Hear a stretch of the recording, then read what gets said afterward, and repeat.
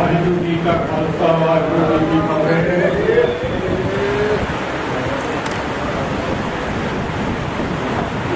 जिन्नियां पंथक जथेबंदियां शब्द गुरु प्रचार संत समाज के महापुरख आप सेवा मारे निहंसी जथेबंदियां अखंड कीर्तनी जगह और जोधपुर वाले भी धर्मी फौजी अकाली दल फेडरेशन जितने भी आए हों और संत बाबा काला सिंह जी चेयरमैन जो सारे संत समाज के ने सारे सरकार जो महापुरुष संत समाज में बैठे हुए ने और सारिया संतां नूं वाहिगुरू जी का खालसा वाहिगुरू जी की फतेह। कोई समय में मैं आपकी सेवा कर कोई बेनतियां करनी चाहूँगा तो जरूर सुन के मेरे बोलने तो बाद साढ़े सरकार जो संत बाबा काला सिंह की समाप्ति के आपके कीमती बचनों की गुहारे नाल उन्होंने सांझ पाउणी है कि तुसीं उन्होंने पाठन सुन के फिर आप गुरु चरनां च अरदास करके लंगर करके फिर छुट्टियां लैनियां सारियां ने ਜਿਹੜੇ ਬਾਹਰ ਫਿਰਦੇ ਨੇ ਉਹਨਾਂ ਨੂੰ ਬੇਨਤੀ ਕਰਨ ਦੇ ਅੰਦਰ ਆ ਕੇ ਬੈਠਣ ਦਾ ਧਿਆਨ ਕਰੋ। ਭਾਵੇਂ ਲੰਬਾ ਸਮਾਂ ਹੋ ਗਿਆ ਪਰ ਫਿਰ ਵੀ ਮਹਾਂਪੁਰਖਾਂ ਦੇ ਵਿਚਾਰ ਨੂੰ ਸੁਣ ਕੇ ਜਾਣਾ ਹੈ। ਵਾਹਿਗੁਰੂ ਜੀ ਕਾ ਖਾਲਸਾ ਵਾਹਿਗੁਰੂ ਜੀ ਕੀ ਫਤਿਹ। ਖਾਲਸਾ ਪੰਥ ਦੇ ਜਨਮ ਦਿਹਾੜੇ ਵਿਸਾਖੀ ਵਾਲੇ ਦਿਨ ਸ੍ਰੀ ਅੰਮ੍ਰਿਤਸਰ ਵਿਖੇ ਜੋ ਬਲਾਤਕਾਰੀ ਕਾਂਡ ਵਾਪਰਿਆ ਸੀ ਜਿਸ ਵਿੱਚ 13 ਸਿੰਘ ਸ਼ਹੀਦ ਹੋਏ बेअंत फटड़ होए सिखा विरोध करने की की साजिश से सिखा के केंद्रीय स्थान से हरिमंदर साहब विखे नकली निरंकार ने सिक्खी के सौदे से अपना गुरु नाम बनाने का खोजा यत्न किया। हल्के सिखा के गोलियां का नींह लाने कौमी संघर्ष की शुरुआत हो गई। उस तो बाद सरकारी तशद्दुद का दौर सिखा से शुरू होया। भाई कुलवंत सिंह माटो से कई बार शहीद होया। उस तो बाद एक लंबी लड़ी शहीदां की बनी संत बाबा जरनैल सिंह जी खालसा ने अपने जथेबंदी के Singh all India Sikh student federation के प्रधान भाई अमरीक सिंह जी बाबा थारा सिंह की गिरफ्तारी के विरोध में श्री अकाल तख्त साहब को मोर्चा लाया जिसको बाद में श्रोमणी अकाली दल ने अपनाया। शाम में ये पर्व आंदोलन शुरू हो गया। मंजी साहब दीवान हाल पर जथे जाते रहे। जून 1984 दिल्ली के हाकिमां को घेरी की साख के तहत सिर्फ कौम को जलील करने वास्ते देश की आज़ादी की कुर्बानियों का मजा चखाने वास्ते श्री अकाल तख्त साहब के 37 होर गुरधामां से फौज चाह के हमला किया। ये भी सिखा की नजरकशी करने की साजिश से जेल लाई संत बाबा जरनैल सिंह जी खालसा नाल से फिर बाकी गुरुद्वारे से हमला करने की लोड़ से इस तो पहला भी सरकार संत जरनैल सिंह खालसा को गुरमुख प्रचार करने को रोकने लई हरियाणे के पिंड चंदो कलां तक गई जिथे दमदम के साथ दी बसां साहिब श्री गुरु ग्रंथ साहब जी के स्वरूप मुड़ के पोथियां दे भेंटां दिते गए। जून 1984 में कोई भोगड़े वापरिया उस नाम सिखा के हिरदे अज भी गरूंदे पए ने।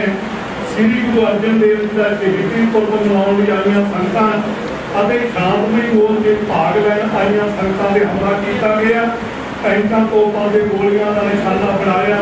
अत्याचार के हनेरी चुल्ली श्री अकाल तख्त साहिब नूं ढेरी किया गया। 400 के करीब गोलियां श्री दरबार साहिब नूं वजियां। 2500 के करीब श्री गुरु ग्रंथ साहब के स्वरूप भगन भेज दिए गए। इतों तक के साडा कीमती सरमाया साहिब भी फौज की जबरदस्ती चौके लै गई। शहीदियों का दौर खत्म नहीं होया। दिल्ली के हाकमां का दिल वसीजिया नहीं। पंजाब कतलो गात चलती रही। कदे रवेलो ते कदे रेप कदे KPS गिर वर्गिया ने सिखा के खून का हथ रंगने जारी रखे। पंजाब के सिखा का कान हो ही रहा थी।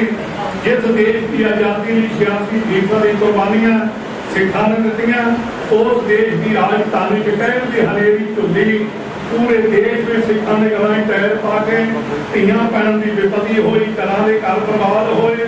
29 साल की जान तो बाद भी सज्जन कुमार के जगदीश टाइटल वर्गे वजीरियां मानते रहे। इत्थे ही बस नहीं, अपनिया ने भी जख्मां ते मलम लगाई, अपनिया ने भी जख्मां ते मलम नहीं लगाई। इजहार आलम धर्मेश चंद्र सिंह वर्गे 84 श्री अमृतसर के DC सन, अज अपनिया की मेहरबानी सदका सत्ता का सुख भोग रहे हैं। श्री दरबार साहब के फौजी हमले से 28 साल बीत जान तो शहीदों की यादगार बनाने की गल चली तो सौरी सोच रखने वाले, छोटी छोटी राजनीति करने वाले बदलाव उठे। ये केंद्रीय सिख अजायब घर में संतां की तस्वीर लगाई जाती है तो ये लोग विवाद करते हैं, ये यादगार बनाते हैं तो लोग वडेरा खड़ा करते हैं। ये अज महसूस हो रहा है कि संतां की गल सच सी, भारत आजाद है, सिख अज भी गुलाम है। 25-25 साल तो बाद 25-25 साल तो भाई दया सिंह लाहौरिया, परमजीत सिंह त्योरा, जगतार सिंह हवारा, प्रोफैसर दविंद्रपाल सिंह भुल्लर, भाई बलवंत सिंह राजोआना समेत हजारों सिख नौजवान जेलों से नजरबंद हैं। उन्होंने फायल लगन दी व्योमबंदी की जा रही है। दूजे पासे हजारों सिखों के कातल पौधे नाल नवाजे जा रहे हैं। ये गुलामी की क्यों की जान की मिसाल है। पंजाब की सतह के काबज धरने सिखों के हजू पूजन की नीयत नाल यादगार भी बना दी। सिख विरोधियों को खुश करने वास्ते इस गुरुद्वारे का रूप दिता है। शहीदी यादगार में बुनियादी तौर पर कई परिवर्तन करने की लड़ है। अजकल के समय की जो कंप्यूटर तकनीक साढ़े कोल है, 1978 को लैके अज तक आने वाली पीढ़ियों लई उस जुलमी दास्तां का पता लग सके कि इत्थे की कुछ वापरिया सी। असीं दिल्ली गुरुद्वारा प्रबंधक कमेटी के धन्नवादी हैं जिन्होंने 1984 के सिख नस्लकुशी की यादगार बनाने की पहल की। सानू खुशी है कि उन्होंने यादगार के उन्होंने लोगों के नाम दर्ज करने का फैसला किया है जिन्होंने लोगों ने सिखों को बचाने की भी अहम रोल अदा किया है। असीं ये चाहते हैं कि शहीद परिवार, धर्मी फौजी और हर उस व्यक्ति का नाम उस यादगार से दर्ज किया जाए जिसने कौम की खातर कुर्बानी की है। असीं समझे कि यादगार संघर्ष लड़ने वाली धिर नाल इंसाफ नहीं करती। जिस धिर ने संत बाबा जरनैल सिंह जी खालसा की अगवाई हेठ लड़ाई लड़ी, जनरल शवेक सिंह, बाबा थारा सिंह, भाई अमीर सिंह, अखंड कीर्तन जथा power Khalsa all India, Sikh student federation, car सेवा वाले महापुरुष निहंग सिंह जथेबंदियां और श्रोमणी गुरुद्वारा प्रबंधक कमेटी के मैंबर कर्मचारी शहीद होए। ये सारी सूची उस यादगार में दर्ज होनी चाहिए है ताकि आने वाली पीढ़ियां सिख नस्लकुशी के इतिहास को जानू हो सकन। असीं अज भी बेनती करते हैं कि यादगार बनाने का विरोधी नहीं, जी यादगार बन गई है वो बिल्कुल ठीक है। संतां महापुरुषों का नाम लिखे है, बड़े कुछ यत्न हो रहे हैं। पिछले दिन बड़ा रौला पाया गया, उन्होंने नाम असीं हारके भी बर्दाश्त नहीं कर सकते कि उतों नाम हटाया जाए।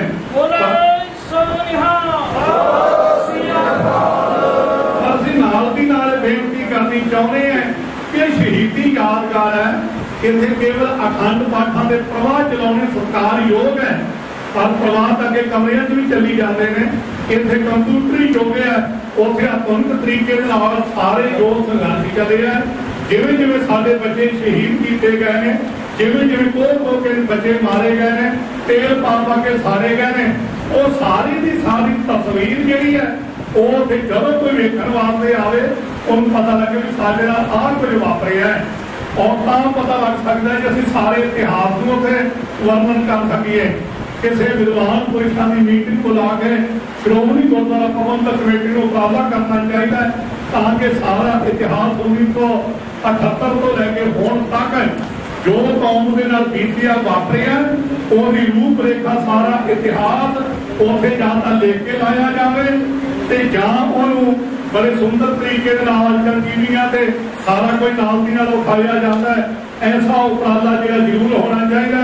ये असीं बेनती करते हैं जिहड़ियां धिरां राजनीतिक लोग उस यादगार का विरोध कर रही हैं, संत बाबा जरनैल सिंह के नाम तो बुलाइया हुई ने, उन्होंने असीं बेनती करना चाहते हैं इंदिरा गांधी ओदा इंटरनेशनल एयरपोर्ट दिल्ली च बनाया किसी सिख नूं की इतराज है और मरहूम बेअंत सिंह का बुत लाया, कई थावां ते यादां बनाईयां बुत लगे ने, सानूं कोई इतराज नहीं।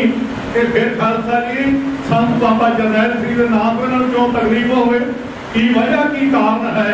ये सिखां दा साडा निजी मसला किहदा नाम लिखना है ते किहदा नहीं लिखना, सानू किसी भाजपा या किसी कांग्रेसी तो मंजूरी लैण की कोई लोड़ नहीं। ये सिखां दे अंदरूनी मसले ने ते असीं अपने घर के वीरां नूं आगूआं नूं बेनती करते हैं कि उन्हां शहीदां दी यादगार जे बनाई है तो मुकम्मल तौर पर बनाओ ताकि आउण वालियां सिख पीढ़ियां तो प्रभावित होण कि साडे वडेरियां नाल 1978 तो लैके हुण तक की वापरिया, किन्ने वीर शहीद होए ने, किन्नियां नूं मारिया खोया गया है, दिल्ली विच कानपुर बकाल विच किन्ने वीरां नूं मारिया गया है, की कोई साडे नाल बीतिया, वो सारा इतिहास एक फिल्म उत्ते अंदर विखाई जाए, आउण वालियां पीढ़ियां तो सब सिख सकण। ये साडी निमरता सहित बेनती है कि विरोधी लोकां नूं असीं कहना चाहुंदे हां कि सिखां दे अंदरूनी कामां 'च तुहाडा दखल अंदाजी कदे बर्दाश्त नहीं की जा सकती, ना असीं कदे सहन करांगे। इन्नियां बेनतियां करदा होया मैं अज धन्नवाद करदा है सतगुरु ग्रंथ साहब जी का, मेरे अभी सत्कारयोग संत बाबा काला सिंह साहब जी, जिन्ने महापुरख Akali Dal federation जथेबंदियां, Sikh student federation, धर्मी फौजी, मैं उन्होंने सारे वीरों का दिल दी गहराइयां जो आए हुए सत्कारयोग महापुरख मैं सबका धन्यवाद करता है। सरदार बेअंत सिंह जी बैठे ने, जनरल सुरेश सिंह जी के भ्राता, मैं उन्होंने वीरों का भी सारिया का तय दिलों धन्यवादी है जिन्होंने इस मीटिंग में हिस्सा लिया है ते कौम के दर्द को पछाणन का यत्न किया। आने वाले दिनों में भी मैं संत बाबा काला सिंह जी, संत समाज के सारे महापुरखों के विचार नाल आने वाले समय में मीटिंग रखांगे ताकि कौम की नरमी को पछाणिया जा सके, नशियां के रुझान के पतन होने को पंजाब के फल पाई जा सके और नगरी निरंकारी वर्गियां के समागम फिर पंजाब में शुरू किए जा रहे हैं कि क्यों लोगों को फल पाई जा सके, तनु पंजाब का बढ़ चढ़ के आप सिर जोड़ के योगदान पा सकिए, अपनी अपनी जिम्मेवारी का सारे एहसास करिए। ये साडे संत समाज का उपराला है और सारे महापुरख इत्थे हाजिर होए ने, तुसीं सारे हाजिर होए हो, बहुत बहुत धन्यवाद है। भुल चुक की खेमा, मैं पत्रकार वीरों का भी उन्होंने वीरों का भी धन्यवादी है। आस करता है कि सच्ची कौम की जी गल है वो तुम लोगों तक पहुँचाने का यत्न करोगे तो सारिया का हार्दिक धन्यवाद। नाल ही बेनती करेगा अपने बुजुर्गों समान श्री मान संत बाबा काला सिंह जी अपनी कीमती वचन समाप्ति जो संतां नूं सरवण कराउणगे, उस तो बाद समाप्ति अरदास होगी, फिर दूध का लंगर जाके सारे ने जाना है। उन्होंने चिर बेनती जाने की खेचल न करो, 15-20 मिनट का सारा समागम रह गया, ये बेनती स्वीकार करोगे। बहुत बहुत धन्यवाद। भुल की खेमा, वाहिगुरू जी का खालसा, वाहिगुरू जी की फतेह।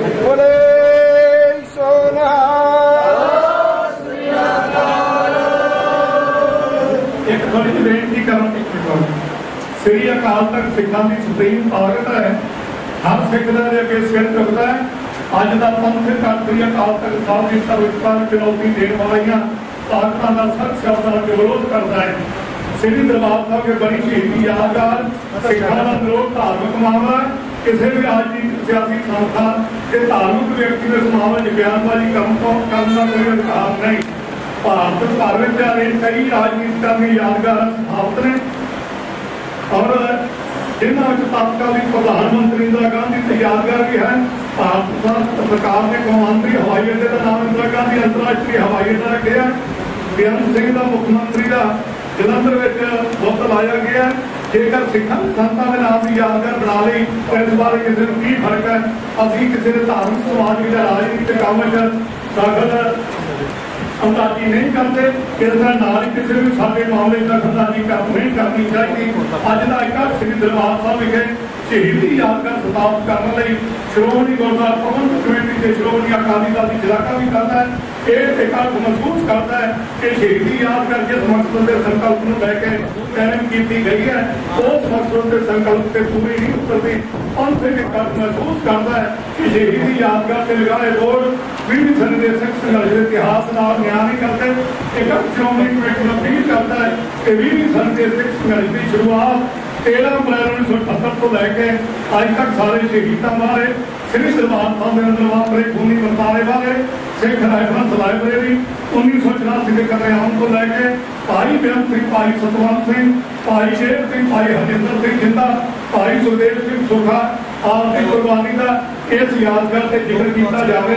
इसलिए श्रोमणी कमेटी माहिर विद्वानों की कमेटी का गठन करे, विद्वानों द्वारा लिखे इतिहास तरीके यादगार के रूपमान किया जाए ताकि आने वाली पीढ़ियां इसको सेहत रह सकन।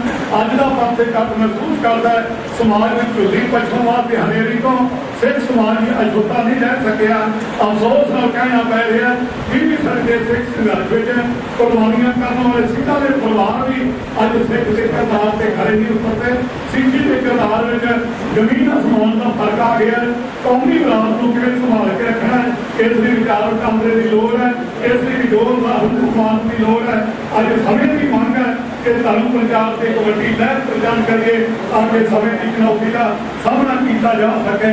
बहुत बहुत धन्यवाद। वाहिगुरू जी का खालसा।